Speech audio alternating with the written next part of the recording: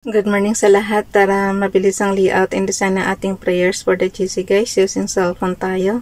Docs apps and slides apps ang ating ginagamit. Pero, natapos ko na siya. Kaya, nilalagay ko na lang muna sa storage natin guys. Storage apps natin. So, mamaya-maya basahin ko sa inyo pagkatapos ko dito. Sinushoot ko lang siya sa column. Okay. So, okay na siya. I-release ko lang sandali ha. Tapos yung para bukas, iaano ko lang. Iakyat ko lang. Cut. Yung date ba? Paste. Para may pagitan na. Cut. Paste. So, bukas meron na tayo pang 13 August. Punta muna tayo sa ating Docs apps. Today is 2024 August 12. Inopen ko yung ating files. Sa Docs apps na ako ha. Umalis na ako dun sa Sabi ko naman sa inyo na layout ko na to. Umalis na ako dun sa storage room natin. Kung alam nyo yung commands doon sa Microsoft Excel ng computer nyo, yun ang apps naman natin dito sa cellphone is the same halos ng commands doon. Yung ating sheets apps dito.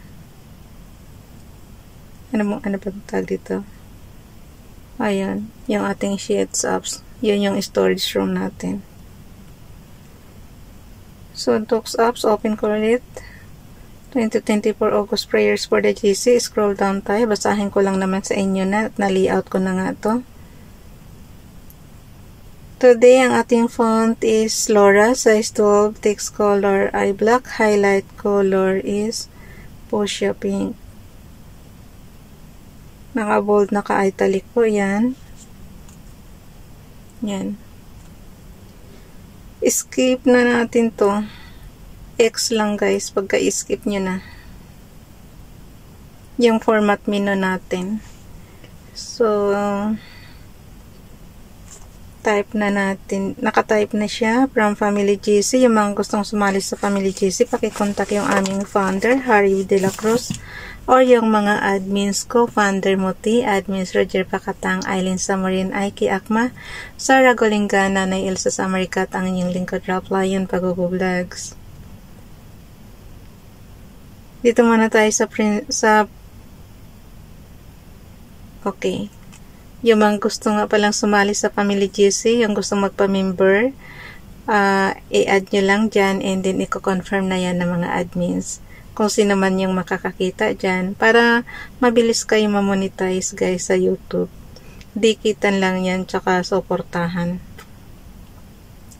Dito naman tayo sa prayers ni Princess Diane Channel. What shall we then say to these things? If God be for us, who can be against us? Romans chapter 8 verse 31. Napaka-famous ng verses na yan. Dito naman tayo kay Ralph Lion Pag-Vlogs. I have seen his ways and will help him and will lead him also and restore comforts unto him and to his mourners. I create the fruit of the lips, peace to him that is far off, and to him that is near, saith the Lord, and I will help him. Isaiah chapter 57, verse 18 to 19. So, dinala ko na yan dito sa ating slides apps. Basahin lang natin yung repost prayers natin last year. Tapos, dagdagan nyo na lang inyong sariling prayers. Kayo na yung humiling ng gusto nyong prayers, kung anong gusto nyong hilingin kay Father God. Yung mga may sakit, hilingin nyo na gumaling kayo.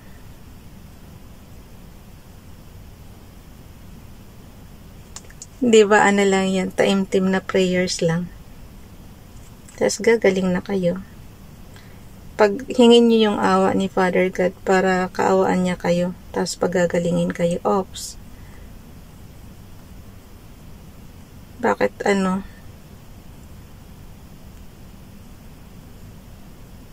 Dito tayo kay Ralph Lyon Pag-Vlogs last year, 12 August 2023.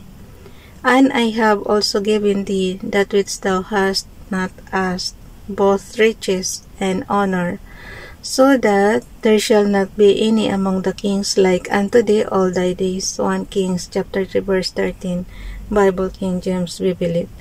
Kay Princess Diane channel naman, the fear of the Lord tendeth to life, and he that hath it shall abide satisfied. He shall not be visited with evil. Proverbs chapter 19 verse 23. Pag di nyo makita guys, i-zoom nyo lang. Yung dalawang fingers nyo, batakin nyo lang siya. Kasi lalo na touchscreen naman ito, so kunting batak lang siya.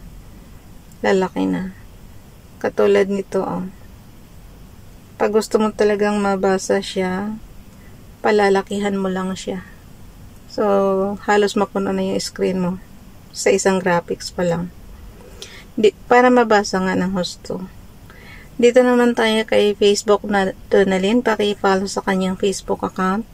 Therefore, I tell you, don't be anxious about your life, what you will eat or what you will drink, nor about your body, what you will wear. Isn't life more than food, and the body more than clothing? Matthew chapter 6 verse 25. Awan ko sa iba, ba't namumroblema sila kung ano yung isusuot nila araw-araw? Sabi ko nga sa inyo God will provide. God will provide everything.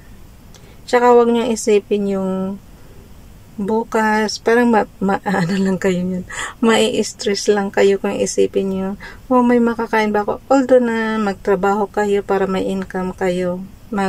Magtrabaho tayo ng matino para, sabi ko nga sa inyo, pag may trabaho kayo, syempre may sweldo kayo, may income kayo. So, ba't pa problemahin nyo pa yung bukas, diba? Tapos, may guidance pa kayo ni Father God. So, magiging smooth talaga lahat. Kailan kasi yung iba, naasa lang ng naasa. Parang gagastos ng sobra-sobra sa sweldo nila. Tapos, aasa na, may ano naman bukas, may magbibigay naman bukas. Hindi naman dapat ganun. Parang, one day millionaire ka naman na uubusin mo. Kung sa bagay, ako nangaral ako, pero pagka ako talaga gumastos din, grabe din. Pero marunong naman ako maghigpit ng senturon pagka yung ganitong walang-wala. Talagang naghihigpit din tayo ng senturon. Kaya nga, sabi ko sa inyo, huwag niyong isipin yung bukas, kasi may stress nga lang kayo. Basta mahalaga ngayon nakakasurvive kayo. So, bukas makakasurvive din kayo. Kasi yung, nyo, diba, alin ang gusto nyo? Yung magkasakit kayo sa kakaisip kung ano yung makakain nyo bukas. Mag-trust lang kayo kay Father God. Ibibigay naman niya. Tapos mayroon pa kayong trabaho. Wag lang kayong tamad. Kasi siyempre talagang anong kakainin mo kung wala ka namang income, diba? So dapat magsipag lang talaga.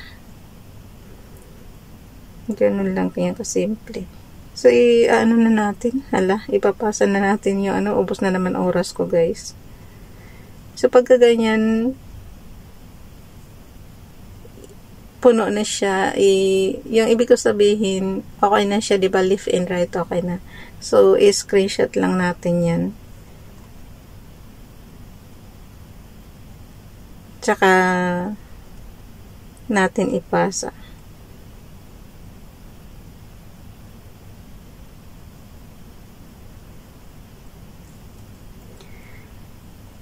Ang gawin natin, di ba nga kaya nga inuna ko na yung pag-save, niyan, nilagay ko na sa storage natin kasi nagawa na nga yan.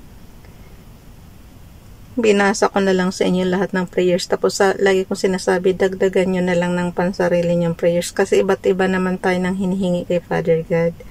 Mayroong mga may sakit, humihingi syempre ng ng awa para gumaling sila. Mayroon namang humihingi talaga ng pagkain sa para magkaroon sila ng pagkain sa pagkainan. Mayroon naman talagang ang protection na hinihingi kay Father God. Everyday, lagi natin hinihingi yung protection na yan. Kasi nga, pag safe tayo, syempre magiging happy tayo. Pag safe tayo, healthy tayo, diba? So, happy tayo pagka ganun. Walang problema. Huwag niyong problemahan yung problema ng ibang tao kasi ikaw rin mismo sa sarili mo, may sarili kang problema. So, ang anuhin mo yung sarili mo. Ganun lang siya kadali, guys. Para huwag ka magkasakit ng stress. Kasi ang dami nagkakasakit ng ang dami nagkakasakit ng stress. Alam niyo pagka maano yan, nakakaano ng utak yan. Pag-isip kayo ng isip. Lagi kong sinasabi, relax lang. Kaya nga next year magre-relax na tayo. Okay. Ipasa na natin sa ating GC. Bakit ako daldal ng daldal dito eh? Ipapasa na natin. Today is 12.